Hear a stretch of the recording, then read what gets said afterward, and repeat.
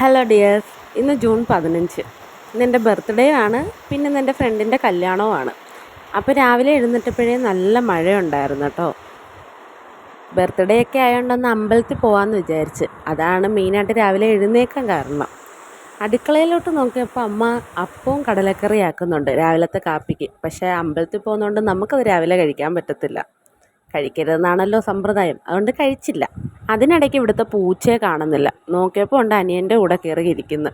അതങ്ങനെയാണ്, ആരുടെയും ചൂട് പിടിച്ച് വേണം കിടക്കാൻ. ഞാൻ പെട്ടെന്ന് കുളിയൊക്കെ പാസ്സാക്കി ഫ്രണ്ടുമായിട്ട് അമ്പലത്തിൽ പോയി. മഴയൊക്കെ ആയതുകൊണ്ട് അമ്പലം നിറച്ച് വെള്ളമായിരുന്നു. പിന്നെ ആ വെള്ളത്തിൽ കളിച്ചങ്ങ് നടന്നു. മെയിനായിട്ട് വെള്ളത്തിൽ കളിച്ചാണ് നടന്നത്. 2 വട്ടമൊക്കെ ചുറ്റി തൊഴുതു കേട്ടോ.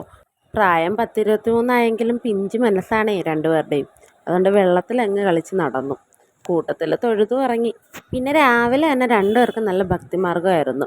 കുറേ നേരം അമ്പലത്തിൽ നിന്നു. മഴ പെയ്യുന്നതും തോരുന്നതും ഒക്കെ കണ്ടുകൊണ്ട് നിന്നു. കുറേ നേരം നിന്നിട്ടൊക്കെ ആയിരുന്നു കേട്ടോ. പോവാനേ തോന്നുന്നില്ലായിരുന്നു. അവിടെ എല്ലാം ഇങ്ങനെ കണ്ട് വീഡിയോ ഒക്കെ എടുത്ത് ഫോട്ടോ ഒക്കെ എടുത്ത് കുറേ നേരമായിട്ട് നിൽക്കുന്നുണ്ടായിരുന്നു. ഇവിടെയൊക്കെ കാണാൻ നല്ല ഭംഗിയുണ്ടല്ലേ. പിന്നെ ഞാൻ പറഞ്ഞില്ലേ എൻ്റെ ഫ്രണ്ടിൻ്റെ കല്യാണം ഉണ്ടെന്ന്. അതുകൊണ്ട് പിന്നെ വീട്ടിൽ വന്ന് ഡ്രസ്സൊക്കെ മാറി അതിന് പോകാൻ വേണ്ടി റെഡിയായി. 10:30 ആകുമ്പോൾ ബസ് സ്റ്റാൻഡിലേക്ക് എത്താമെന്നായിരുന്നു അവർ പറഞ്ഞത്. പക്ഷേ 11 മണിയായി. പിന്നെ മഴയും വെള്ളമൊക്കെ ആയതുകൊണ്ട് ഒറ്റയ്ക്ക് പോകാനുള്ള മടിയുള്ളതുകൊണ്ട് അച്ഛനെ സോപ്പിട്ട് സ്റ്റാൻഡിലേക്ക് ആക്കി തരുമോയെന്ന് ചോദിച്ചു. സത്യം പറഞ്ഞാൽ കോളേജിൽ പോകുന്ന സമയത്ത് കയറിപ്പഴകിയ സ്ഥലമാണ്. പക്ഷെ ഇപ്പം കണ്ടപ്പോൾ ആദ്യമായിട്ട് കാണുന്ന കൂട്ടുണ്ട്. പിന്നെ ഫ്രണ്ട്സൊക്കെ വന്നപ്പോൾ ബസ് കയറി ഓഡിറ്റോറിയത്തിലെത്തി. ചെന്നപാടെ കല്യാണപ്പെണ്ണിനെ കാണാനായിരുന്നു ഞങ്ങളുടെ പ്ലാനെങ്കിലും അവിടെ നിന്നൊരു പുള്ളി ഞങ്ങളുടെ പ്ലാൻ വഴിതെറ്റിച്ചു വിട്ടു. നേരെ ഫുഡ് കഴിക്കുന്നിടത്തോട്ട് കയറ്റി. ശരിക്കും നല്ല ഫുഡായിരുന്നു കേട്ടോ. നേരത്തെ കഴിക്കാൻ കയറിയതിൻ്റെ ഒരു വിഷമവും ഞങ്ങളുടെ ആരുടെയും മുഖത്തില്ലായിരുന്നു. ഞങ്ങൾ നല്ലതുപോലെ ആസ്വദിച്ച് കഴിച്ചു. പിന്നെ നേരത്തെ ഒന്നുമല്ല, 12:30 കഴിഞ്ഞായിരുന്നു. പിന്നെ നേരത്തെയാണ് കഴിച്ചതെന്ന് പറയാൻ കാരണം ബാക്കി ഫ്രണ്ട്സ് എത്തുന്നതിന് മുന്നേ ഞങ്ങൾ നല്ല ഫുഡ് കഴിച്ചു കഴിഞ്ഞായിരുന്നു.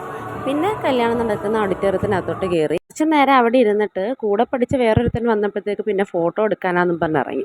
പിന്നെ 5 പേരും കൂടി അവിടെ നിന്ന് അങ്ങ് ഫോട്ടോഷൂട്ടായിരുന്നു. ഞങ്ങൾ മാറിയും തിരിഞ്ഞും ഫോട്ടോ എടുത്തു. പിന്നെ ബാക്കി എല്ലാവരും കൂടി വന്നപ്പോൾ വീണ്ടും ഓഡിറ്റോറിയത്തിനകത്തേക്ക് പോയി കേട്ടോ. ഇതെൻ്റെ ഫ്രണ്ടിൻ്റെ കൊച്ചാണ്. ആദ്യമായിട്ട് കാണുന്നുണ്ടായിരിക്കും. അവൻ ഞങ്ങളെല്ലാവരെയും നല്ലോണം നോക്കുന്നുണ്ടായിരുന്നു. ഇതാണ് കേട്ടോ ഫ്രണ്ട്. പിന്നെ അവിടെ നിന്ന് തിരിച്ചു പോകാൻ ബസ്സൊന്നും ഇല്ലയെന്ന് പറഞ്ഞപ്പോഴത്തേക്ക് ഇവനൊരു ഡ്രോപ്പ് ഓഫർ ചെയ്തു. സത്യം പറഞ്ഞാൽ അവൻ ഓഫർ ചെയ്തതൊന്നുമല്ല, ഞാൻ വലിഞ്ഞു കയറിയതാണ്. എന്തായാലും കരുനാഗപ്പള്ളി വരെ അവൻ്റെ ആ ഓഫർ ഉണ്ടായിരുന്നു കേട്ടോ. പിന്നെ ഇടയ്ക്കിടയ്ക്ക് അവൻ്റെ സാഹസികതയൊക്കെ സഹിച്ചു ഞാനവിടെ മിണ്ടാതിരുന്നു. കയറിപ്പോയില്ലേ, മിണ്ടാതിരുന്നേ പറ്റത്തുള്ളൂ.